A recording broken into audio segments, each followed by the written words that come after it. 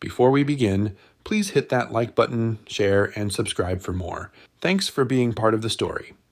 This happened a long time ago when I was just starting out in my new job. At the time, I had recently joined the logistics team at a local medical university. I was assigned to the Faculty of Medicine, which meant my job involved handling various logistical tasks, from managing medical supplies to dealing with paperwork. It was all pretty mundane, nothing out of the ordinary, just delivering medical supplies or equipment to different departments. I had only been there for a few weeks when something deeply unsettling happened. It was a typical day, and the office had been busy with a mountain of paperwork that needed to be cleared by the end of the week.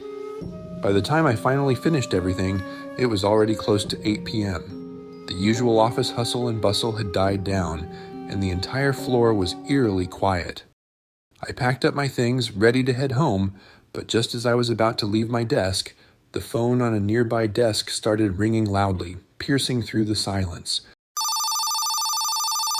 I walked over to it and saw that the caller ID displayed a familiar 4-digit number, indicating the call was coming from within the building. The first digit identified the building, and the second digit, a 9, showed that it originated from the 9th floor. I didn't know much about the 9th floor. All I'd heard was that it wasn't often used. I couldn't recall making any deliveries to or from that floor since I started working there. Curious but a little uneasy, I picked up the phone and answered, "Hello?" What came through on the other end was unsettling, a muffled sound of many people talking at once. The voices were so faint and overlapping that I couldn't make out a single word they were saying. I called out a few more times, "Hello? Can you hear me?" But there was no response, just that strange, garbled murmuring. Eventually, I hung up, thinking it might have been some sort of technical glitch, but just as I turned around, the phone rang again, displaying the same number. This time, when I picked it up, I heard a woman's voice, old and hoarse, giggling. Behind her, a man's deep, unsettling laughter rumbled. It was as if these two eerie voices were sharing some kind of inside joke that only they could understand. Unnerved and a little irritated, I assumed it must have been a prank by other staff members. Little did I know, this was only the prelude to the horror I was about to face. I hung up and hurried out of the office, heading down the dark hallway toward the elevator. Most of the lights on the floor had been switched off, leaving the entire area in near darkness. The sound of my own footsteps echoed off the walls, amplifying the eerie silence. When I reached the elevator, the display showed it was currently on the 1st floor. I pressed the down button and waited, listening to the soft hum as it slowly made its way up to the 5th floor, where I was. When the doors slid open, I stepped inside, pressed the button for the ground floor, and let out a soft sigh. But instead of going down, the elevator began moving up, higher and higher, until it reached the 9th floor. When the doors opened, I was met with a dimly lit, empty hallway stretching out before me, lined with locked rooms. I glanced outside the elevator, a sense of unease creeping up my spine. The eerie quiet of the 9th floor brought back thoughts of the strange phone call earlier. There is no one here, then who could have called from this floor? But I didn't think much of it, since I was new to the job and unfamiliar with what was on each floor. Just as I was about to press the button to close the doors, someone stepped in. It was a man, probably in his early 40s, dressed in office-style pants and a plain long-sleeve shirt. He didn't smile or acknowledge me, but there was something authoritative about him. I asked, "Which floor?" The man responded in a clipped tone, "Ground floor." Since I was new, I tried to make small talk. I asked if he worked on this floor. He replied that he was the head of security and oversaw all the floors, including this one. I nodded, and since we worked in the same building, I mentioned the upcoming seminar in another province and asked if he would be attending. He said he also had to attend because he needed to oversee his security staff. The elevator reached the ground floor, and we went our separate ways.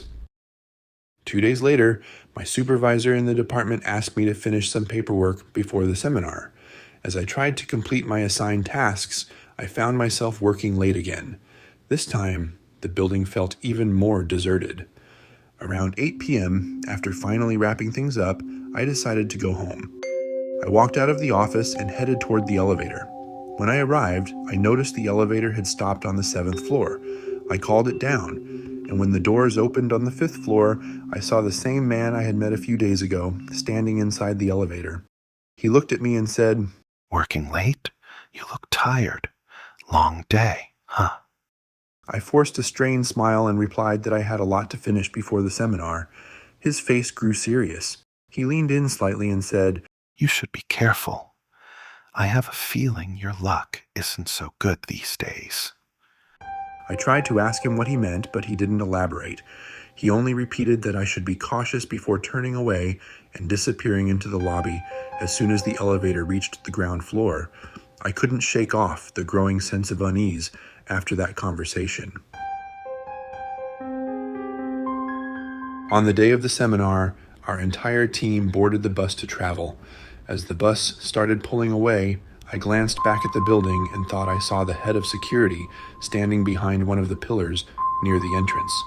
I wondered why he hadn't joined us, but I figured he either had work to finish or had changed his mind about coming. The trip to the seminar was long, and by the time we arrived, it was close to midnight. Everyone was exhausted and headed straight to their rooms. I was sharing a room with a colleague, but he went out to explore the town, leaving me alone. As I was getting ready for bed, I heard a knock at the door. Expecting my colleague, I opened it, but to my surprise, it was the head of security. I was about to ask, "I thought you weren't coming." But he cut me off with a serious expression. He asked if we could talk. Speaking in a low voice, he warned me for the second time, "Your luck is running out." I remembered hearing the same warning from him before. Curious and slightly uneasy, I asked what he meant. He started talking about odd things, including how he learned about an old tradition steeped in knowledge, and mentioned that turning 33 could bring me bad luck, citing an old superstition I had never heard of. He then advised me to make offerings and say prayers at the temple once I returned from the seminar. After that, he excused himself and left. About an hour later, as I was thinking over his words, there was another knock at the door.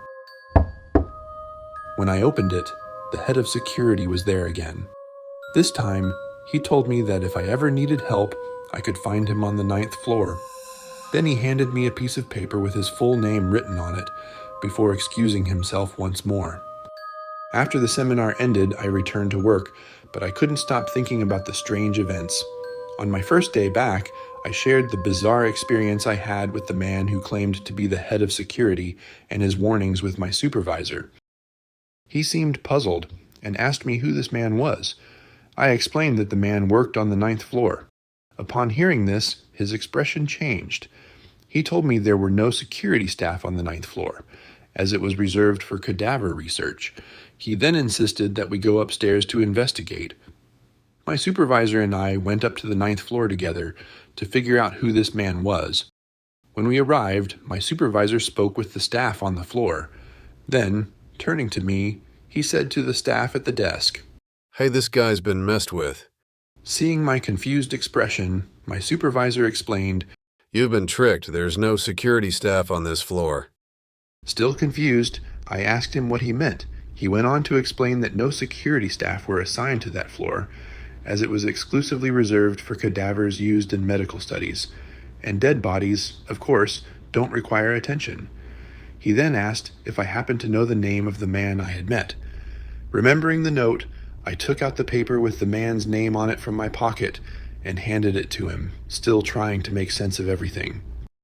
The staff then led us to a room, and when the door opened, I was stunned, not by the cold air hitting my face, but by the sight of rows of bodies lying beneath white linen sheets.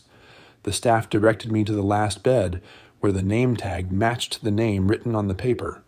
When the staff lifted the sheet, there was the face of the man who had introduced himself as the head of security. I froze, stunned, unable to move. Had I really been talking to this man's ghost all this time? It turned out that the man had died years ago. I was so shocked I could barely keep it together. My supervisor explained that new employees sometimes encountered strange things in the building, almost like a rite of passage. He advised me to visit a temple and ask a monk for prayers. Before I turned 33, I made offerings at a temple. Not long after, I got into a serious motorcycle accident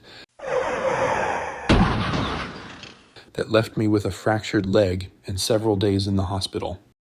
I couldn't help but wonder if it could have been worse if I hadn't followed the advice of the ghostly man who claimed to be the head of security.